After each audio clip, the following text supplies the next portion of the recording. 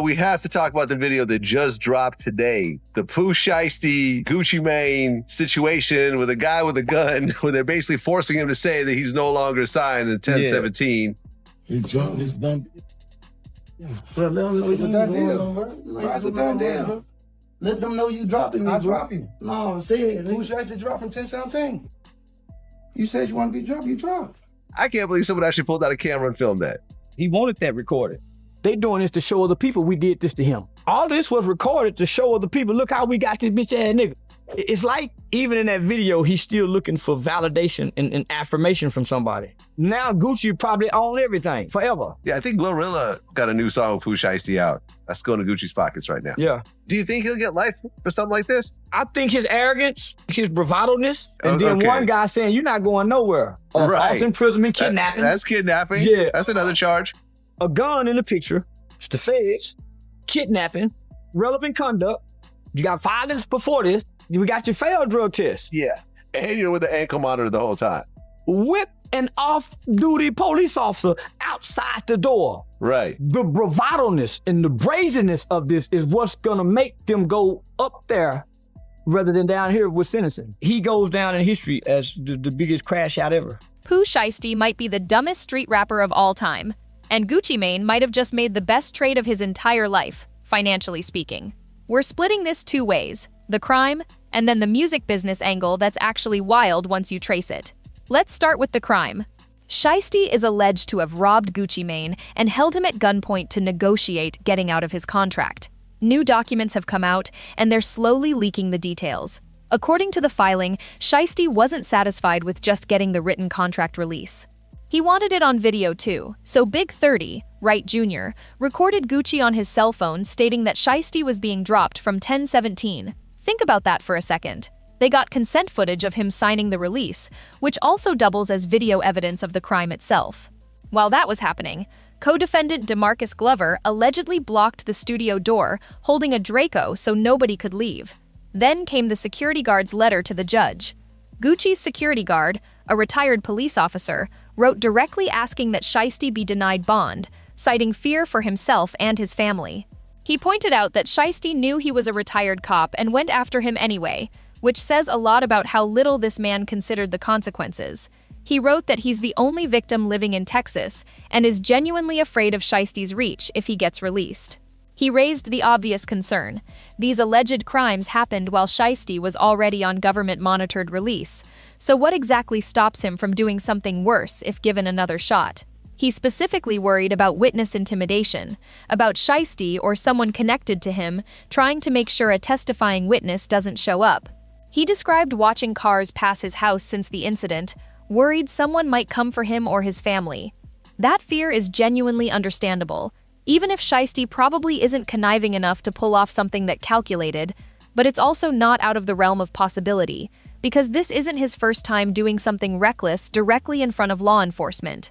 Before this, while out on bond from a previous gun case, he met up with someone to buy sneakers and weed, pulled up in a McLaren, and the deal happened to be set up right in front of a police station. Full camera footage and everything. He still robbed the guy and shot him. That's the same mentality on display here. A security guard, a witness, cameras, none of it factored into the decision. Then there are the leaked text messages, allegedly from the lead-up to the robbery, that read like a recruitment chat. Using code names, one contact saved as Michael Myers, referring to himself, someone writes, "I need 6:30 for Saturday pulling up on them, plus 2 drivers." Other names respond with "bet," falling in line.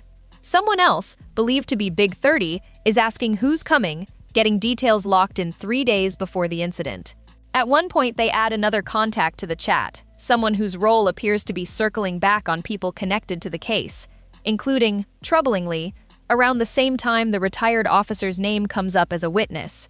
Everyone in that thread reads like they're trying to get picked for the job, rather than left out of it. This was reportedly captured through the Signal app, which is supposed to be encrypted, but what's actually being shown looks like a photograph taken directly of someone's phone screen, not a subpoenaed transcript. Which raises a real question. How did investigators get into that phone at all? Either someone gave up the passcode, or there's a cooperating party involved. If they'd subpoenaed the actual data, you'd expect official message transcripts, not phone camera screenshots. That detail alone is worth sitting with. A lot of people assume an encrypted app automatically protects you, but that's not really how it works. If a phone is unlocked, or someone hands over a passcode, or law enforcement physically has access to the device, the encryption doesn't matter anymore. The app being secure doesn't mean the phone holding it is secure. And once investigators tie a specific number in that thread back to a specific person, that becomes usable regardless of which platform the messages came through. The real mystery isn't about signal. It's about how that phone became accessible at all, and whether that points to someone inside the group cooperating. What also stands out is the tone of that whole exchange. Nobody sounds like they're debating whether to do this. They sound like they're scheduling logistics for something already fully committed to days in advance. Drivers, timing, who's riding with who. That's not the energy of people who stumbled into a bad decision in the heat of the moment. That reads like something planned out the way you'd plan picking someone up from the airport. Now here's the music side of this story, and it might be even crazier than the crime itself. Gucci Mane already addressed this publicly the way he usually does, through a song. But beyond that, this might genuinely be one of the smartest business outcomes of his career, because Pooh Shiesty's streaming numbers are climbing. His music is getting more plays now than maybe ever, and that's going to keep accelerating as this case plays out publicly, especially if it gets the kind of media attention the YSL trial got. Every hearing, every leaked document, every viral moment pushes his catalog back into people's ears, and Gucci owns all of it. Here's where it gets genuinely strange.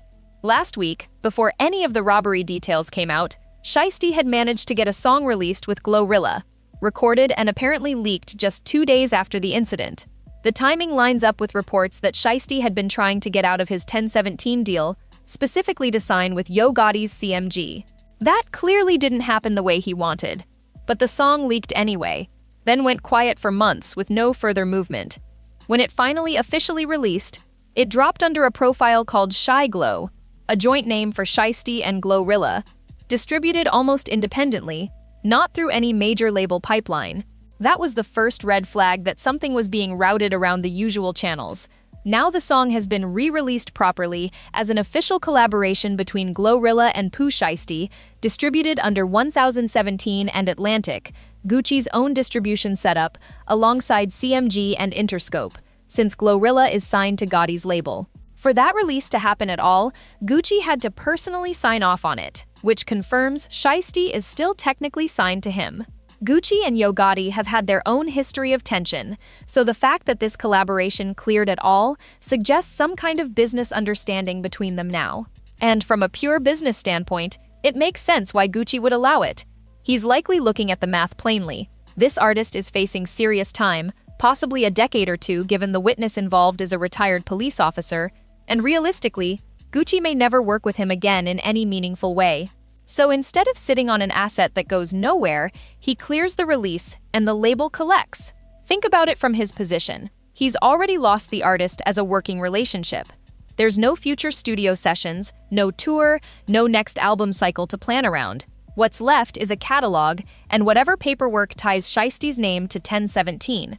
Sitting on that and refusing to let anything move would just be money left on the table for no reason. Clearing one collaboration, especially one already half-released, and generating buzz on its own, costs him nothing, and brings in real revenue while public attention on the case is at its peak. That's not personal loyalty. That's just someone who understands the business side of music better than almost anyone in the industry, making a cold, calculated call. What's still unclear is the mechanics of how that song moved from quietly leaked, to sitting under an obscure independent profile for months, to suddenly being an official, fully distributed release. Something happened behind the scenes to make that shift, and whatever it was, it had to happen recently, since the timing only makes sense if it was finalized well after Shiesty was already in custody. Either way, the pattern is clear. Pooh Shiesty's stock, in streaming terms, is going to keep rising the deeper this case goes. People are drawn to artists who feel real, and whatever you want to call this, reckless, impulsive, genuinely dangerous, it's undeniably real, and the music underneath all of it is still good. That combination is exactly what keeps a catalog streaming, even while the artist behind it sits in a courtroom. Let me know what you think in the comments. Is this the dumbest move in recent rap history, or is there a calculation here nobody's fully figured out yet? Like, subscribe, and I'll catch you in the next one.